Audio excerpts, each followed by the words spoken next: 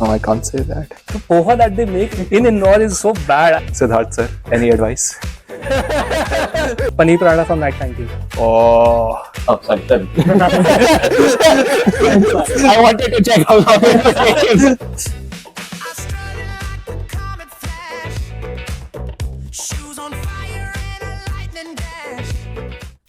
Alright, welcome everyone. Today we are welcoming two IIM Indore alumni who couldn't have taken more different paths.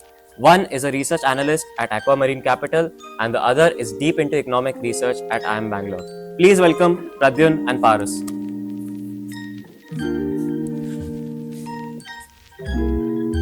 Let's get straight into it. So Paaras, how did you go from broad IPM curriculum to choosing a specific field like research analyst at Aquamarine? so Aquamarine is a hedge fund. So I am doing equity research over there. I have always been interested in learning broadly across a variety of topics. IPM gave me the opportunity to learn across a lot of different fields, and I think I fit very naturally as a result in the role that I'm in currently. Yeah. Okay, what about you?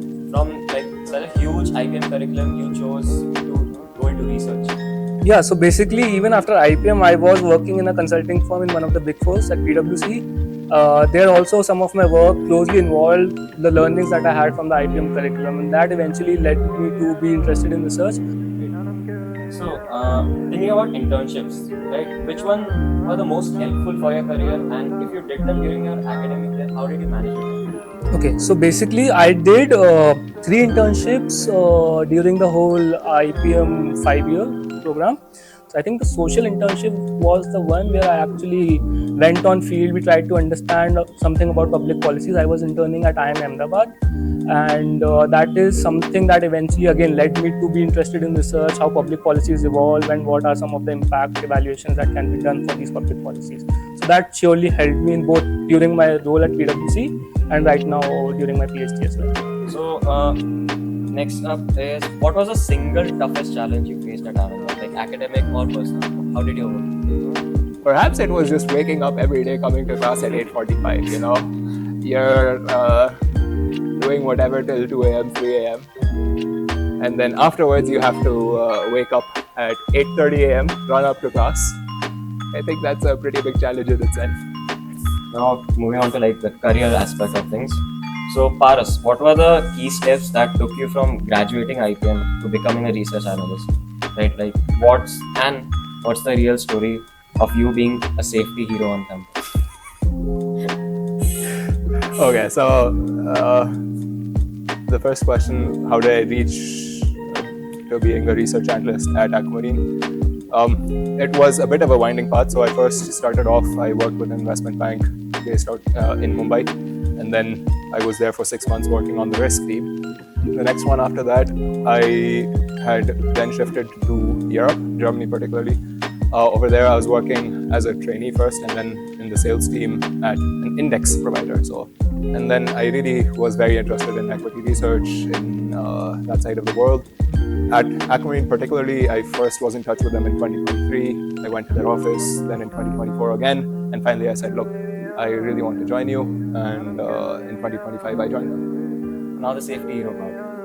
So I was on the IIM Indore website, and while I was on the website, I sort of somehow figured out that there's this list of all the students that are at IIM Indore, and it was public knowledge. I think it was part of the insurance. I don't think you want to publish No, this. I think that list is still available. Yeah, that list is? Yeah, you Google your name and then you'll find that PDF available over the net. Yeah, Maybe that. So, the insurance thing, all of your details were there, and then I let the admin office know that, hey, I don't think that's a good idea to have all of my details available on the internet for anyone to use. So, and then they awarded me campus safety hero. Unfortunately, I couldn't collect it. I was in Forex in France at that time. Well, fortunately. Okay, Pradyun, like what was the motivation, like quitting a corporate job like at PwC and then going to academia? That's a big step. What was the motivation behind it? Okay, so I think I really had some sort of a bent that I wanted to be in academia even after just completing my 5 years at IPM. In PwC, I think my role was more involved, where I was working with these multilaterals like World Bank, UNICEF. We were working with various government stakeholders as well. So as an example, I was working on evaluating something like Swachh Bharat Mission, so like the economic impact it has, and in terms of the health outcomes and all of those things. So I think that sort of led me to long for something more and more, more in the sense something more rigorous, and that eventually then the next step up honestly was to be in academia, right? So where I could actually work more rigorously, use my knowledge, technical competence to actually then comment on some of these public policies, and as a matter of fact, maybe eventually change someone's life. Yeah. So like that was the main idea behind it. Yeah. How relevant has your IPM coursework actually been in your professional life? Oh, for sure, very, very relevant for me. The first job that I got with Swiss, it was because I was able to answer questions using what I learned. The second job as well, and for sure in my current role as well, you're expected to know a lot about a lot. That's what IPM gives us. Nice. What about you? Like in the academia perspective. Now we got the corporate one. Yeah. Okay, so I'll sort of give you the academic perspective, and I'll also go back to the corporate perspective, right? So I think IPM curriculum, the way it's made up, I think the courses that you do, every course comes in handy at some place in your life, right? Be it corporate or be it academia. So for example, in corporate, something like presentation skills, we think that might not have been very useful, right? You see how nuanced it gets when you are in your corporate job, and you see the difference in terms of how your presentation skills have evolved in the last 5 years, and you compare it to someone else who might not have had those sort of courses. So everything sort of apart from academics here becomes the icing on the cake, but the academics is the cake, right? So you cannot replace the cake itself with the icing. You have to focus on the cake first, and then all of the other things add up to it, right? So the academics actually differentiate you from the outside world in terms of what you're getting into, the knowledge that you have, etc. So I mean, the sincerity that you should have for that has to be top notch. So, disastrous group project experiences. So this was so I actually was working with a couple of my sort of batchmates, and I asked them to two of us did all the work, and then we asked one of them to just compile all of those things and run it through a plagiarism check and all of that. So this guy goes up, and what he does is instead of sort of all the spaces that you see, right, he puts a full stop in all of those spaces, converts it into a white font so that the plagiarism checker does not pick it up. But somehow it again gets messed up, and we got, I think, a C- for that. So yeah, that is like the disaster story of a group project. Yeah. Well, every group project has freeloaders.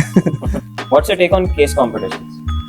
So, like, do you find them to be a genuine learning experience? See, it depends. I mean, I personally do not find case competitions to be a great learning experience. At a point in time, I actually often felt that it was pretty random in terms of what was happening, what was not. But again, for some people particularly who are very keen in terms of marketing roles or some other specific roles, it does give them a value add, right? But I wasn't very sort of keen on these sort of roles, so personally I did not feel case study competitions helped me a lot. But again, the answer will depend on different people and the top sort of things that they want to get out of these competitions. What's your opinion? It depends. What Pradyun said is it depends, and I agree with it. For me, I never really enjoyed the case competitions. I do see that it could add value, especially for people that have to work with PowerPoint presentations on a daily basis. It teaches you a lot about how to write and tell a story, because what you're doing in the end in a case competition is telling a story to someone. What is one thing that you wish you knew that on day one of starting IPM? I think somehow I feel maybe if someone told me how important academics would be even in my corporate role, or like even in the role that I am right now, I would have put in more efforts in my academic performances during IPM. I would say whatever it is that you're doing, even if it's not something that you particularly like, try to find joy in it, because that way it becomes yours and you own it. So you want to make it the best that you can. So even if it's a class that you don't like, you can always find something that you're interested in. If it's a POR or whatever else that you're doing, dealing here, dealing there, whatever else that is what you're doing. Try to find joy in it, because there are going to be problems, and you can be unhappy about them, or you can just take them in stride and not take them too seriously. Know that it's going to go away eventually. Yeah. Okay, so it's time for the rapid fire round. No thinking, just your first gut reaction. Okay. What's your best IPM memory? Walks behind FPM. Sitting on top of the old Audi. Nice. How has life after IPM been in one word? Amazing. Adulting. Relationship status during IPM: single, taken, or complicated? As usual, it's complicated. Taken. Oh. One thing IPM taught you that you still treasure? Too many things. Things will work out. Favorite professor during IPM? Professor Rastogi. Too many. Okay. Favorite spot on campus? It depends. Oh, okay. Rooftop of D block, academic building. Nice. The mess food item you wouldn't wish on your worst enemy? Somehow, the poha that they make in Indore is so bad. I have no idea how they get to it. Yeah. The upma sometimes tasted like baking soda.